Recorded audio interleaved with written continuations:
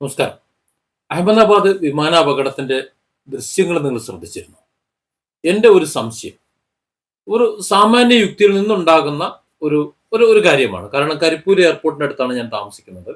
അവിടെ നിന്ന് വിമാനങ്ങൾ ഉയർന്നു പൊന്തുന്നതും താഴെ ഇറങ്ങുന്നതുമൊക്കെ കണ്ടുകൊണ്ടിരിക്കുന്ന ഒരാളാണ്. അതുപോലെ വട്ടമിട്ട് പറക്കേണ്ട ചില സാഹചര്യങ്ങളുണ്ട്, അതും കാണുന്നുണ്ട്. കഴിഞ്ഞ കൊറോണ കാലത്ത് ഒരു വിമാനം തകർന്നു വീണു. അതിന്റെ രക്ഷാപ്രവർത്തനങ്ങളിൽ പങ്കെടുക്കാനും കഴിഞ്ഞു.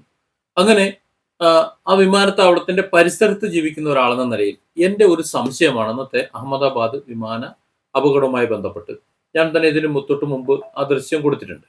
വിമാനം ടേക്ക് ഓഫ് ചെയ്ത ഉടനെ കൺട്രോൾ യൂണിറ്റിലേക്ക് പൈലറ്റ് എന്തോ പറയാൻ ശ്രമിക്കുന്നുണ്ടായിരുന്നു എന്നുള്ള റിപ്പോർട്ട് പുറത്തു വരുന്നുണ്ട്. അതിനുശേഷമാണ് അപകട സൂചന നൽകിക്കൊണ്ട് വിമാനം അപകടത്തിലേക്ക് പോകുന്നത്.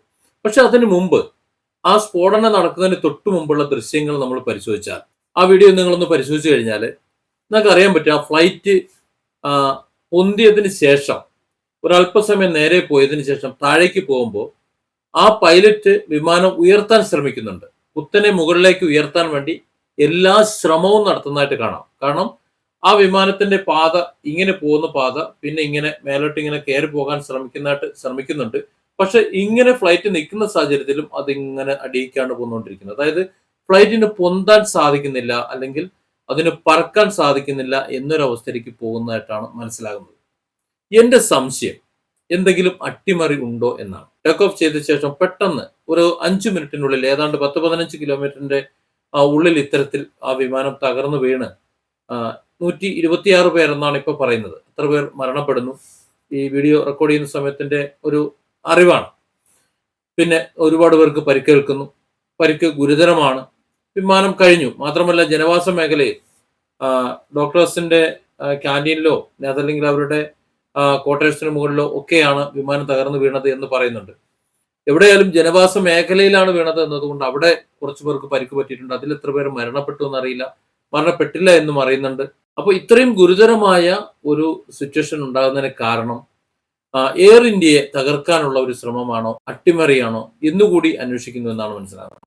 കാരണം അത് അട്ടിമറിയാകാനുള്ള സാധ്യത ഉണ്ടെന്നാണ് എനിക്ക് തോന്നുന്നത്. കാരണം ഈ അടുത്ത കുറച്ച് നാളുകളായിട്ട് എയർ ഇന്ത്യയും ടാറ്റയും ശരിയാക്കാൻ വേണ്ടിയിട്ട് കുറച്ചെണ്ണം നടക്കുന്നുണ്ട്.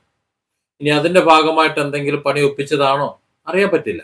പക്ഷെ പൈലറ്റ് എന്തോ പറയാൻ ശ്രമിച്ചിരുന്നു. അപകട സൂചന നൽകിയതിനു ശേഷം പൈലറ്റ് ആ വിമാനം ഉയർത്താൻ ശ്രമിച്ചിരുന്നു, പക്ഷെ നടന്നില്ല.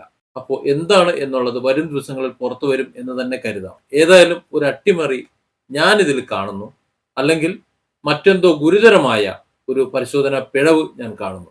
അല്ലെങ്കിൽ ടേക്ക് ഓഫ് ചെയ്ത് ഇത്രയും കുറഞ്ഞ സമയത്തിനുള്ളിൽ ഒരു സാങ്കേതിക പിഴവോടെ ഈ വിമാനം ഉയരാൻ കഴിയാതെ, പൈലറ്റ് എത്ര ശ്രമിച്ചിട്ടും ഉയരാൻ കഴിയാതെ താഴേക്ക് പതിക്കണമെന്നുണ്ടെങ്കിൽ എവിടെയോ എന്തോ നടക്കുന്നു എന്നാണ് എനിക്ക് പറയാനുള്ളത്.